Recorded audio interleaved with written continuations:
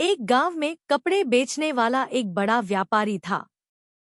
आसपास के गांवों के लोग उसकी दुकानों पर से कपड़े खरीदने आते थे। क्योंकि आसपास के गांवों में कपड़े की कोई दुकानें नहीं थी, इसलिए व्यापारी कभी कभी कपड़े बेचने के लिए वहां जाया करते थे। एक बार व्यापारी एक गांव में कपड़े बेचने के लिए गया था। वहां से लौटते समय एक पेड़ के नीचे वह आराम करने बैठ गया और थोड़ी ही देर में उसे नींद आ गई। जब व्यापारी की नींद खुली तो उसने अपने आसपास तोतों का एक समूह देखा। हरे रंग, लाल चोंच और गले पर काली पट्टी वाले तोतों को देखकर व्यापारी ने सोचा, कितने सुंदर हैं ये तोते। अगर एक तोता घर ले जाऊं तो परिवार के लोग बहुत खुश होंगे। यह सोचकर व्यापारी ने अपना गमछा तोतों पर फेंका और एक तोते को पकड़ लिया। व्यापारी उस तोते को घर ले आया। घर पहुंचकर व्यापारी ने तोते के लिए सोने का पिंजरा बनवाया, पानी पीने के लिए कटोरी और खाने के लिए एक छोटी सी प्लेट भी रखवाई।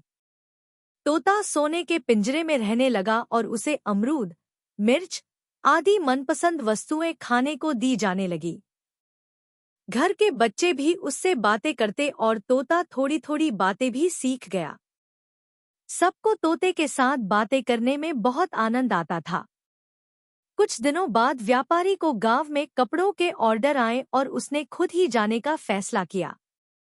जाते वक्त उसने अपने तोते से कहा, मैं गांव जा रहा हूं। लौटते समय तुम्हारे माता पिता और सगे संबंधियों से मिलूंगा। तुम्हें उनके लिए कोई संदेश भेजना हो तो बता दो। तोते ने कहा, सबसे कहना कि तोता भूखा नहीं है, प्यासा नहीं है और सोने के पिंजरे में आनंद से रह रहा है। व्यापारी जब अपने कपड़े बेचकर लौटते समय उसी पेड़ के नीचे आराम करने के लिए आया, तभी तोतों का एक समूह आया और व्यापारी पर टूट पड़ा।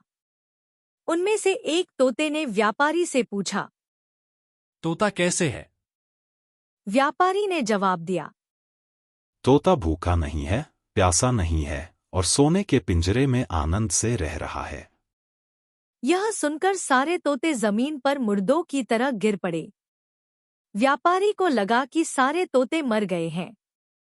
जब व्यापारी घर पहुंचा और तोते को देखते ही उसके माता पिता और सगे संबंधियों का समाचार बताया, तो तोता भी पिंजरे में नीचे गिर पड़ा। व्यापारी को लगा कि तोता भी मर गया है। उसने पिंजरे का दरवाजा खोला और तोते को बाहर निकाला। तोता अचानक पंख फड़फड़ाता हुआ उड़ गया और जंगल में अपने माता पिता और सगे संबंधियों के पास पहुंच गया।